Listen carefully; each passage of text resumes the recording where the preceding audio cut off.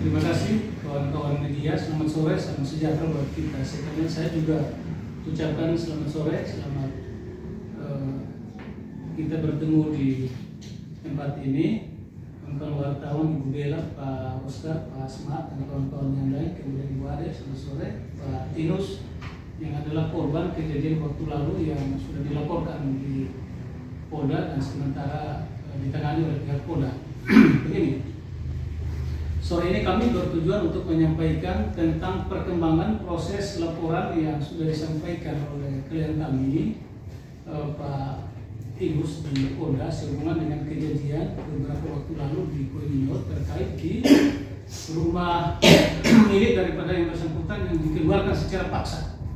Yang juga dikeluarkan secara paksa oleh pihak keamanan, kemudian ada oknum pengacara juga, kemudian oknum RT dan RW yang sangat disayangkan. Menurut kami selaku kuasa hukum yang mengkaji persoalan ini adalah sangat-sangat tidak manusiawi.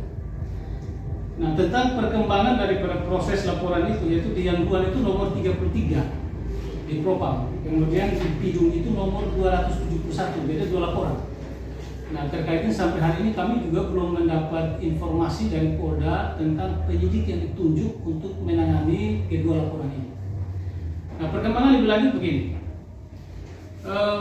Kemarin ada berita yang dikeluarkan oleh pihak Humas Polda terkait dengan perkembangan kasus ini, di mana menurut kawan-kawan di Polda bahwa mereka sudah melakukan konfrontir klien kami ini selaku pelapor dengan para pihak yang terlapor tersebut di Polda. Dan secara garis besar bahwa dalam berita itu ada informasi disampaikan bahwa sepertinya tidak ditemukan adanya tindak pidana sebagaimana yang telah dilaporkan klien kami. Atas dasar hal tersebut, tentu kami selaku kuasa hukum ini pertama keberatan, sangat keberatan dan sangat menyayangkan. Kenapa? Karena klien kami ini telah memberikan kuasa hukum surat kuasa kepada kami. Maka tugas kami adalah mendampingi dia kapanpun, dimanapun, alasan apapun terkait dengan proses kasus ini. Tetapi ketika klien kami dibawa ke Polda di Paminal, kami tidak tahu. Itu yang masalahnya, kami tidak tahu. Yang kedua, padahal pada waktu itu klien kami datang, di situ sudah ada lawan seluruhnya, sudah ada di situ. Dia mengaku kepada kami. Dia bilang begini, Bapak, saya ini takut. Saya ini sudah bingung, tidak tahu jawab apa lagi. Saya trauma. Nah ini, jadi itu sangat disayangkan. Itu yang kami, mohon maaf, kami keberatan terkait dengan tindakan semacam ini. Kami keberatan karena seolah-olah rekan-rekan dari Polda ini tidak hargai kami selaku tim kuasa. Kita ini mitra. Jadi saya kira kalau memang ada tindakan yang perlu dibutuhkan untuk menyelidiki kasus ini yang ada hubungan dengan klien kami, maka tolong kami diinformasikan supaya kami tahu. Kalau misalnya terjadi apa-apa dengan dia, kami tidak tahu. Oleh karena itu kami juga tentu terkait hal ini, kami mohon supaya ke depannya kalau diperlukan klien kami, maka tolong kami diberitahu. Yang berikut, menyangkut dengan pemberitaan ini, kami juga berterima kasih kepada pihak Polda yang sudah memberikan perkembangan daripada kasus ini kepada publik, dan kami juga berharap bahwa pihak Polda itu komitmen, ya, karena begini, dengan adanya berita itu maka di masyarakat ini sudah tercipta dua pemahaman. Si pelapor ini melaporkan bahwa ada peristiwa tindak pidana, sementara dari beritanya dari pihak Polda ini menyatakan bahwa tidak ada peristiwa tindak pidana. Nah, oleh karena itu sebelum saya lanjutkan, kebetulan korbannya ada di sini, jadi kami mohon supaya secara transparan menyampaikan kronologi peristiwanya seperti apa, supaya masyarakat ini juga bisa paham dan bisa mengetahui, bisa mengikuti tentang proses dan perkembangan setiap tahapan daripada kasus ini. Oleh karena itu, Om Tinus, mohon nanti disampaikan kepada rekan-rekan wartawan, ceritakan ya, secara transparan apa yang terjadi, apa yang saudara alami, dan juga apa yang saudara harapkan dalam proses kasus ini. Om Tinus, silakan. Saya atas nama Martinus Tasi, Saya tiba-tiba di kerja, HP saya bunyi, saya diangkat. Saya bilang, ini yang Bapak Martinus Tasik kau? Dia bilang, iya. Pindahan siapa? Pindahan Pak Polisi. Ini Pak Polisi dari Polresta. Bilang, karena mana Bapak? Bapak cepat pulang ke rumah, kau ini dulu. Itu buat buka ke rumah, kenapa kau ini Pak di situ? Bilang, mari sudah ini rumah ada masalah. Dia bilang, kalau lusannya pulang, dia jemput dan auto patroli. Dia bilang, Bapak jangan takut, dia bisa lari itu ke rumah. Dia akan pulang.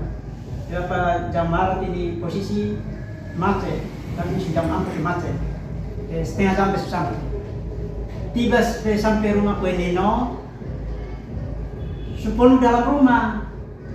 Pak Polisi, Pak RT, Pak RW, Aji, dan Pak Jem ini. Sekarang sampai mau duduk, Pak Jem bilang, lu keluar. Ini rumah ini Aji rumah keren. Ini rumah keren, karena ada ini pembakar ke rumah. Jadi ini kalau mau suruh baik pula, ini suruh baik ini keluar, bisa keluar. Kan ini pembakar ke rumah. Selama dia bilang, lu keluar sudah. Biasa mau keluar, doa ame barang-barang kasih keluar. Terpaksa polisi dan itu Aji dong, RT dong, pokok barang-barang semua pembuang keluar. Lari di ruangan tengah. Dia duduk, besok mau keluar. Selama polisi Pak siapa nih? Yang pegang senjata atau yang pakai pakaian biru? Di Pak Edison, paling tadi Pak Nabawa bilang, lu sudah memang sudah keluar. Ini Pak Edison Pak Nabawa datang bilang, lu keluar. Ini bukan pengurus dosa, pengurus banyak orang. Ada masalah banget. Itu dia pegang senjata atau? Pegang senjata. Ya. Jadi pakai senjata itu ya, baru buat ke mana di? Ya, pukul betul baku. Siap.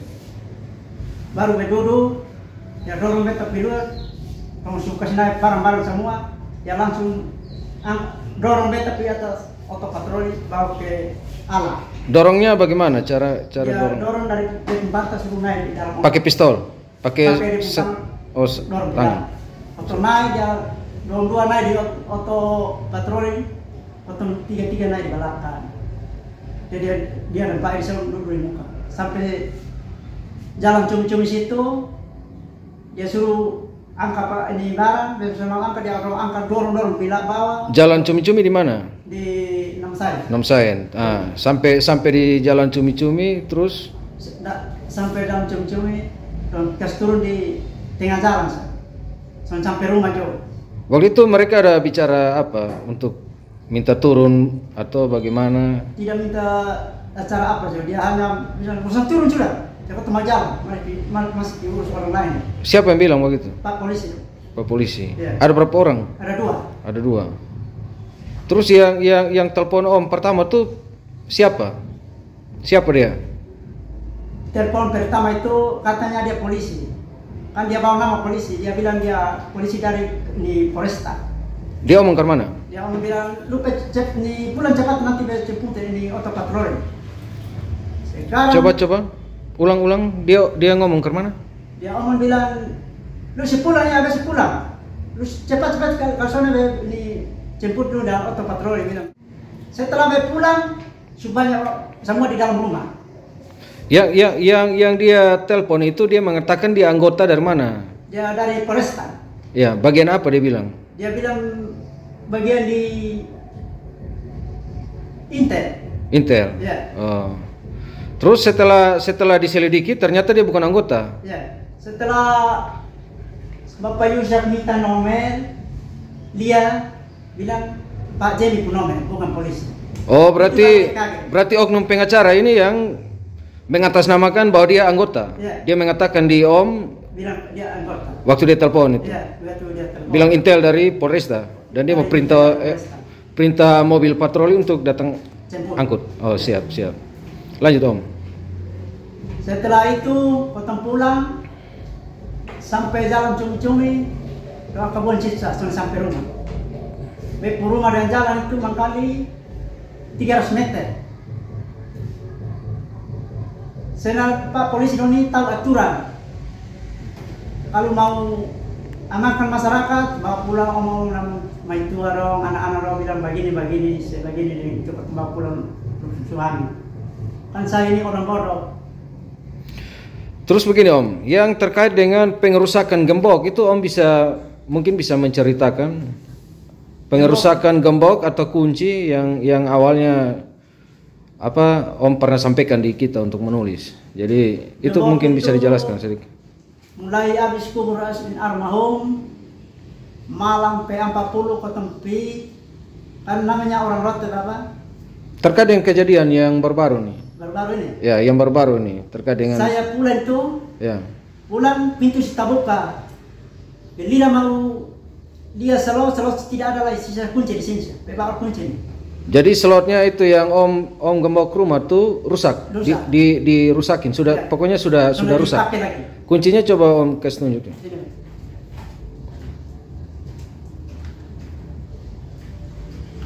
Ya. Tahu siapa yang kasih rusak? Saya tahu saya yang di dalam rumah dong kasih rusak. Pak Polisi, Pak RT, Pak RW, Aji dan sama Pak Jemini. Orang rumahnya, karena aku pergi buka ke masa dalam. Kan posisi di tempat kerja.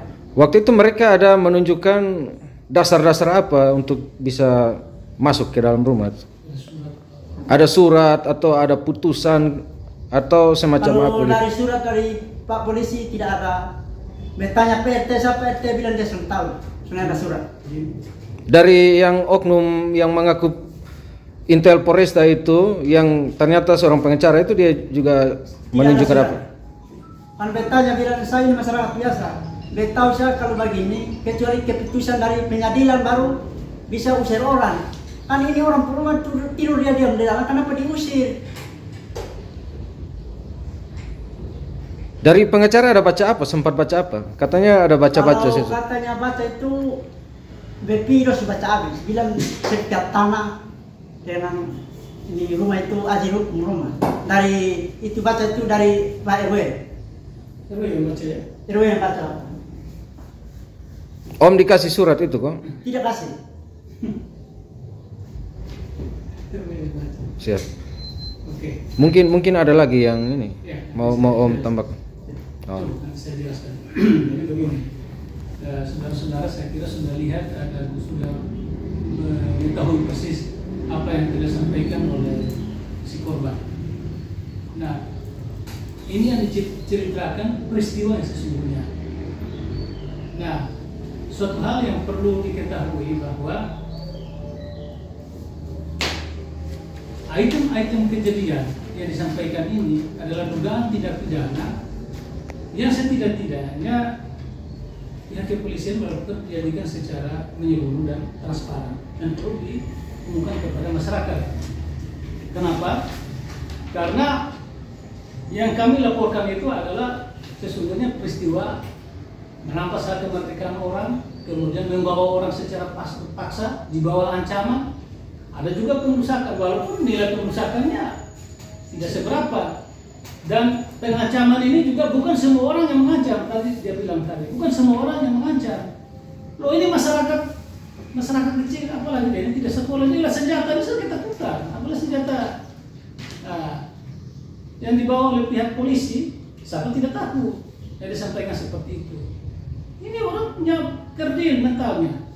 Nah, oleh karena itu maka apakah yang dijalankan oleh pihak polisi dan kawan pengacara ini apakah sesuai dengan protap? Ini mohon dijawab.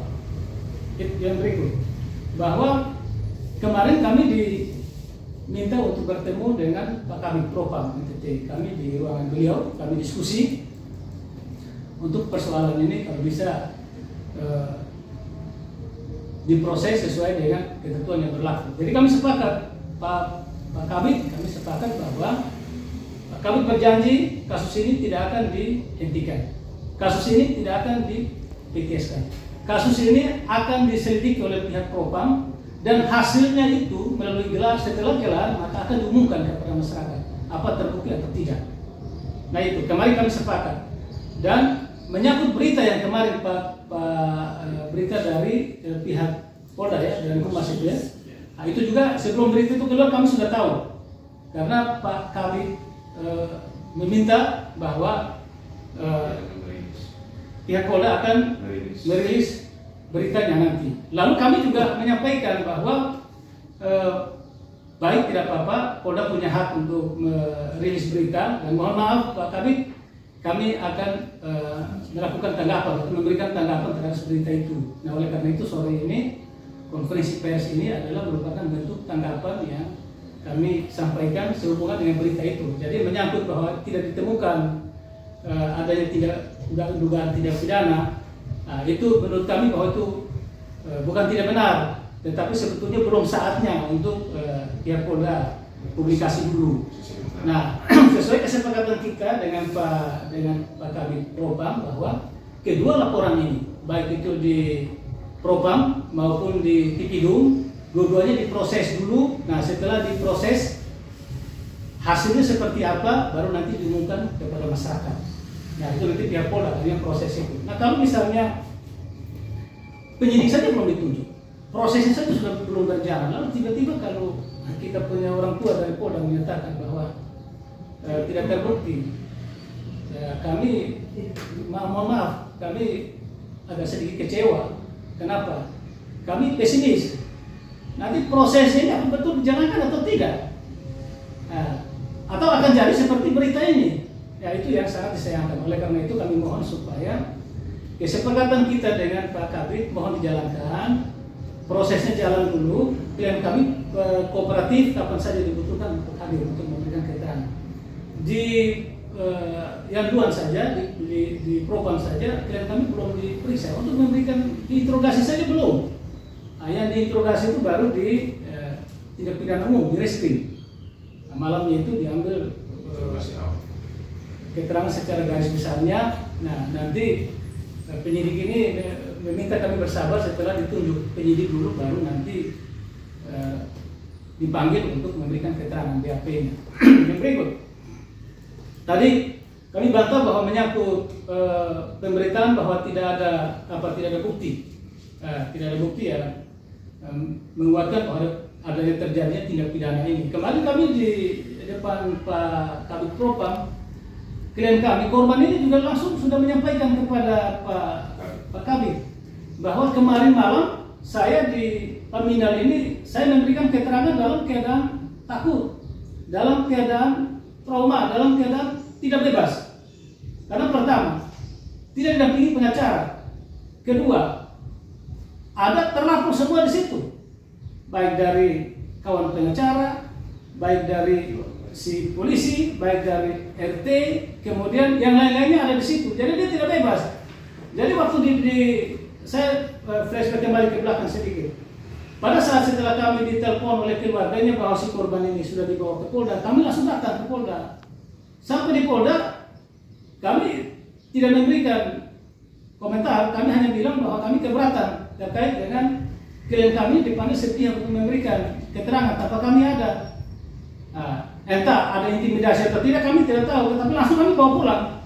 Nah, dan itu konfrontirnya itu tidak sampai selesai, karena kami langsung bawa pulang dia. Nah, jadi kemarin ini baru Pak Kabid minta kami bertemu, maka kami bawa dia. Jadi di depan Pak Kabid itu dia sampaikan bahwa yang dia sampaikan di Paminal itu dalam keadaan tertekan, dalam keadaan tidak bebas untuk menyampaikan itu. Nah, hari ini dia ceritakan semua. Jadi terkait dengan satu, ancaman, dua, pengerusakan. Nah, itu adalah unsur-unsur atau item-item tindak pidana yang tergabung dalam satu peristiwa tindak pidana, yaitu pasal 328 penculikan itu dengan ancaman, dan pengerusakan itu menurut kajian kami. Yang kedua, pasal 33 ayat 1 merampas hak kemerdekaan orang bertentangan dengan pasal 40 Undang-Undang HAM, pasal 28 UUD 45 huruf G. Nah, itu kami terus terang kami sangat keberatan. Kami mohon kepada pihak Polda untuk kalau bisa lah secara transparan memproses kasus ini dan umumkan kepada masyarakat. Nah, kebetulan di sini juga ada Ibu Adel. Kami waktu awal setelah diberi kuasa dijelaskan bahwa peristiwa itu di Konyino itu atas persetujuan dari Ibu Adel ini adalah saudara sepupu daripada Pak Tinus ini. Nah, oleh karena itu Ibu Adel ada di sini. Kita mohon supaya Ibu Adel juga bisa menjelaskan apakah seperti itu. Ibu tahu pada saat mereka ada Ibu ikut memberikan persetujuan mereka ada di situ. Silakan Ibu ke media. Ya silakan. Siap, Pak, siap. Saya Ibu Adel Modok, SHMH. Saya ditelepon oleh Pak Edison sore waktu sekitar jam-jam 7 saya ditelepon. Ibu Adel posisi di mana? Oh ini Ibu Adel ya? Saya bilang iya benar saya Ibu Adel. Ibu Adel posisi di mana? Saya bilang saya di Alor. Tapi beliau kelihatannya tidak percaya. Jadi saya bilang benar saya di Alor. Nanti kalau Pak tidak percaya saya bawa HP ini ke tuan rumah. Sehingga dari tuan rumah bilang benar dia di Alor, di Hambar. Terus itu dia bilang, Ibu, ini kita ada di rumah Konino. Keluarga Aji mau masuk di rumah, mau kunci. Saya bilang, kenapa mau dikunci? Itu rumah kita. Kok dikunci? Dasar apa Ibu mau kunci, keluarga Aji mau kunci itu rumah? Dia bilang, mereka punya dasar-dasar. Ada punya bukti-bukti. Nah, saya bilang kalau mereka punya bukti-bukti, tolong bawa. Apa itu berupa sertifikat atau kwitansi pembelian, tolong bawa supaya kita juga tahu. Kan selama ini kita sudah terus-terus minta. Kalau memang ada bukti, tolong ketunjukkan kepada kami supaya kami tahu dan kami tidak akan lagi berurusan dengan ini urusan. Tapi sampai detik ini tidak pernah ada hasil daripada apa yang kami minta. Terus ini malam Pak baru mau kasih keluar mereka di sana. Tadi dia sudah bebas Tinus itu dan dia bilang tidak boleh keluar. Siapapun yang mau kasih keluar tidak boleh keluar. Dia mau bunuh, dia mau bikin apa, diam di tempat karena itu rumah. Nah, mau polisi, mau siapa tidak boleh keluar.